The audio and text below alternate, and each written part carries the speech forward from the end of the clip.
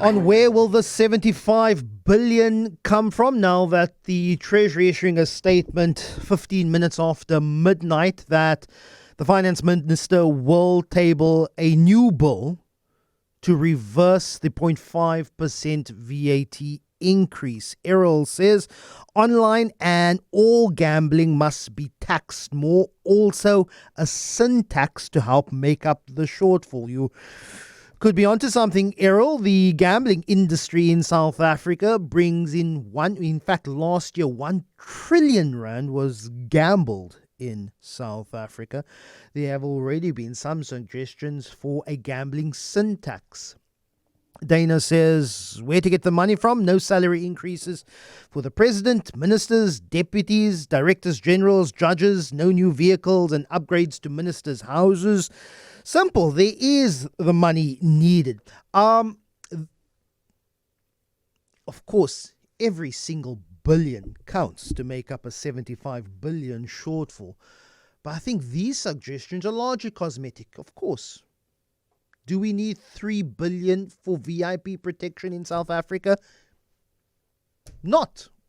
The deputy president may disagree after his shooting incident targeting his convoy, but that aside, I think those are largely cosmetic. The president, ministers, before last year, didn't have a salary increase in the last few years. And then when an independent panel decided, okay, there will be a increase, it was, 3% increase for the president, ministers, deputy ministers. But I think we're going to have to look at deep structural changes to our government, but also changes to an economy and a budget that also projects economic growth. Things like reforming the road accident fund. Things like maybe even cutting down on provinces and provincial bureaucracies. Maybe even a freeze in middle and senior government positions. That's the bureaucracy. Keeps the engines of our state going. Those are the real structural changes that need to change. The 1 billion, 2 billion, they're good. They'll help. But that's not going to change and fill a 75 billion rand hole quickly enough. Matthew Parks, COSATU Parliamentary Liaison. Good morning, COSATU. Good morning, Matthew. Really appreciate your time. Firstly, COSATU was one of the organizations at the idea of initially a 2% VAT increase before the tabling of the budget. Vehemently opposed to that. You were also opposed to the 0.5%, which was a climb down. Your response to the Treasury statement earlier this morning? No, we welcome it and good morning. It's positive when government has the humility to listen to society, to hear objections. Not easy choices, facing there's so many difficulties on either side. So it's a positive thing when government responds and says, okay, we hear society, we're going to withdraw this. That's a good thing. That's a sign of a maturing democracy. And you want a government which is willing to admit when it's made mistakes and is willing to reconsider its position. So that's a positive thing, which we welcome. But we don't need to find 75 billion rand. Remember in the first budget, it was the VAT hike was projected to increase or to collect revenue by 58 billion rand. That was then reduced to 0.5%.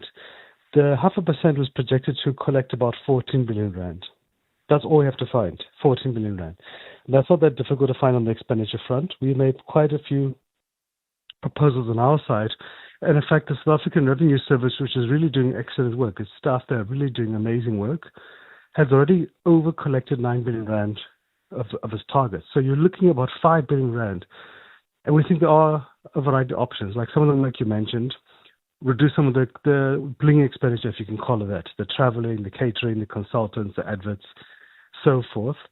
You can also ask for some of the economic infrastructure projects, like the 13,000 university beds, to be taken over by some of the development financial institutions, like the Development Bank, like the Industrial Development Corporation, the Public Investment Corporation, whose mandate is specifically economic infrastructure, where they can get a return.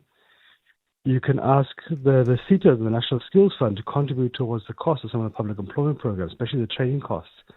You can give more support to SARS to boost tax compliance, because before our position on tax is that before you start bringing new taxes, just make sure you're collecting the existing taxes which is already owed to the state. And there's about a 64% compliance rate, which means that we have about 800 billion rand of outstanding taxes owed to the state. So rather go after that and then give SARS the tools and resources it needs to go after the big fish who are owing a lot of money to the state. So I think it's a good thing, but we can do it in a small surgical way. You don't need to take a hammer. No.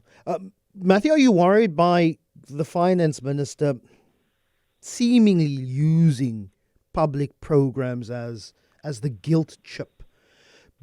Before the March budget, the postponed budget, there were reports of the finance minister says, well, if you're not going to have a VAT increase, well, there goes your SRD grant. Now, in its statement, the Treasury is saying, well, we're going to have a reversal on VAT.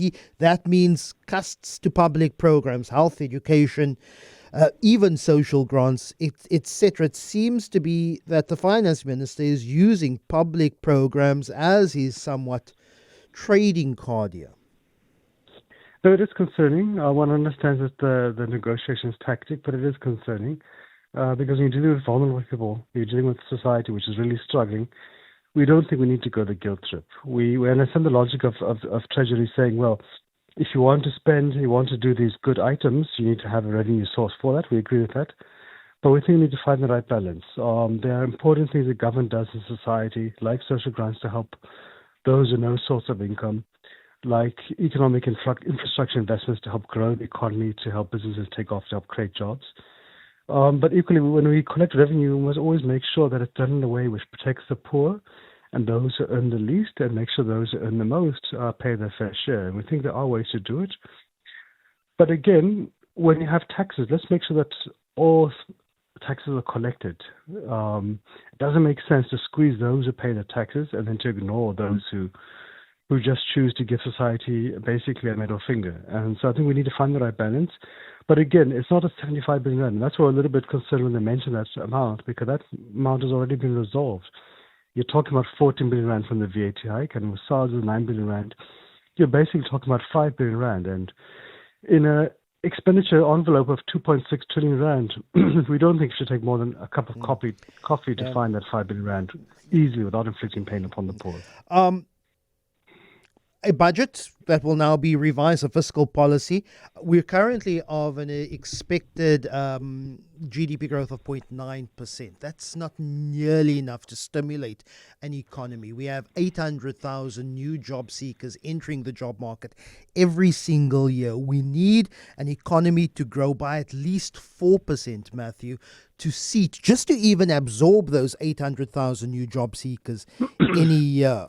We seemingly are simply just kicking the can down the road. What is in and what would you want to see in a fiscal framework that sees us at least growing as close to that 4% growth rate to simply just absorb the new job seekers every year? So, that's been our biggest concern over the past decade, that we're going to be stumbling along this 1% GDP growth rate. And unless we get to 2%, 3%, 4%, even better, we're just not going to have a dent in the 40% plus unemployment rate. So there are some good things in the budget. I think that's partly why the minister was motivated by this VAT hike. There's a huge infrastructure investment. It's about 1 trillion rand over the next 3 years, including 20 billion rand to Metro Rail so that it can be fully operational. Investments in transit, which is key to unlocking agriculture, mining, manufacturing. There's investments in electricity, including transmission. Again, reliable, affordable electricity, this underline affordable, is key to growing the economy, unlocking industries, the mining sector, and so forth. So those are good things. We think those things can help take us to the 2%, especially if transit is fully operational. But I think also we need to do more to fix local government, because you have many companies closing rural towns or even our cities because municipalities are just so dysfunctional. There has been a positive shift around the public employment programs, which have been cut for the past 2 years, bizarrely. There's now about 31 billion rand. Teaching assistants are coming back on board, not at the level we need. We would actually hope to see them being, basically quadrupled, so that you begin to have at least 2-3 million people entering the labor market, getting the skills and the experience they need to find jobs. So I think for us, basically, philosophically, we need to treat this unemployment and growth crisis, which is a fundamental issue. The issue is not really expenditure or revenue. It's a about growth crisis. growing And an treat it economy. Matthew Parks, I have to leave it there. COSATU Parliamentary Liaison.